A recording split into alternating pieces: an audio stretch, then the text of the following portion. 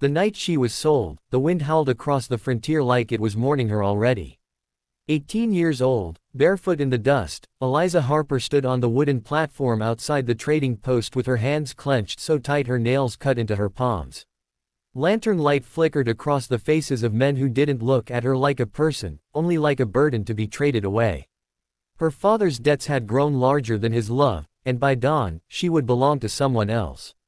No vows. No choice. Just a transaction whispered in low voices and sealed with coin. When the bidding ended, silence fell. The man who stepped forward was not the one she expected. Caleb Reed was a rancher with weathered hands, tired eyes, and 3 children clinging to the hem of his coat. He didn't smile. He didn't boast. He simply placed the money on the table and said, "I'll take responsibility for her." That word, responsibility, settled heavier than chains. Eliza didn't cry. She'd already done all her crying in the years before this moment. As they rode out into the open plains, the moon lit the wide land ahead of them. Caleb rode ahead, quiet and distant, while the children followed behind him, 2 boys and a girl, all thin, all watchful. Eliza prepared herself for a life of orders, of hard labor, of silence. She had learned early how to disappear inside herself. The Reed Ranch sat alone against the horizon, battered by wind and time but standing stubbornly all the same. When they arrived, Caleb helped her down from the horse and pointed toward the house. "You'll sleep in the spare room," he said simply. No threats. No rules spoken aloud. Just a fact. That night, Eliza lay awake listening to the sounds of the ranch, the creak of wood, the distant lowing of cattle, the soft footsteps of children moving in their sleep. Fear stayed with her, but confusion joined it. This was not what she had prepared for. Morning came early. Before the sun fully rose, Eliza was already outside, working. She hauled water, scrubbed floors, and mended torn clothing without being asked. Years of survival had taught her that usefulness was the only shield she had. Caleb noticed, but he did not stop her. The children did. The youngest, a girl named May, watched her closely, eyes wide with curiosity. The boys, Thomas and Eli, were cautious at first, as if afraid Eliza might vanish if they grew attached. Slowly, through shared meals and quiet evenings, they softened. May began following Eliza everywhere, holding her hand as if it had always been hers to hold. Caleb remained distant. He worked from dawn until dark, carrying grief on his shoulders like an invisible weight. His wife had died 2 winters earlier, leaving him with 3 children and a ranch barely holding together. Eliza saw it in the way he paused before entering the house, in the way he stared too long at nothing at all. One evening, after a long day, Eliza overheard whispers in town. She was sold, someone said. To Reed. Another scoffed. Man's desperate. Needs a woman to raise his brats. Bought her fair and square. The words burned deeper than she expected. Bought. Owned. Reduced again. That night, Eliza tried to run. She made it as far as the fence line before Caleb found her. He didn't shout. He didn't grab her. He simply stood there, lantern in hand, sadness etched deep into his face. "I won't stop you," he said quietly.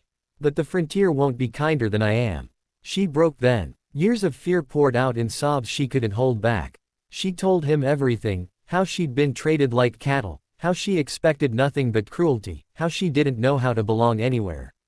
Caleb listened. When she finished, he said something that changed everything.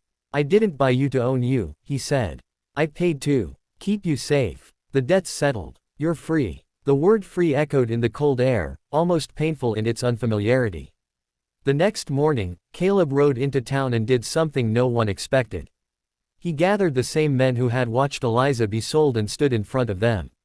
With the deed in his hand and his voice steady, he declared that Eliza Harper was under his protection, not his ownership. He tore up the contract in front of them and let the pieces fall to the dirt. "She's family here," he said.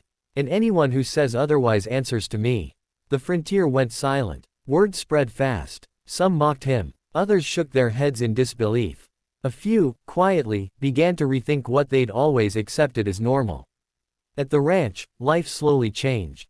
Eliza stopped working out of fear and began working out of choice. She laughed with the children, taught them to read by lantern light, and sang songs she thought she'd forgotten. May started calling her Mama, by accident at first, then on purpose. Caleb didn't correct her. Winter came hard that year. Storms battered the land, and supplies ran low. When a sickness swept through the region, Caleb fell ill, leaving Eliza to manage the ranch alone. She cared for him through long nights, cooling his fever, praying silently that she wouldn't lose another fragile place she'd found. He survived. When spring arrived, the ranch stood stronger than before. Crops grew, cattle multiplied, and something unspoken but powerful settled between them, not ownership, not obligation, but respect.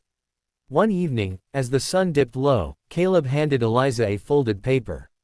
Inside was a deed, land in her name. "I told you," he said.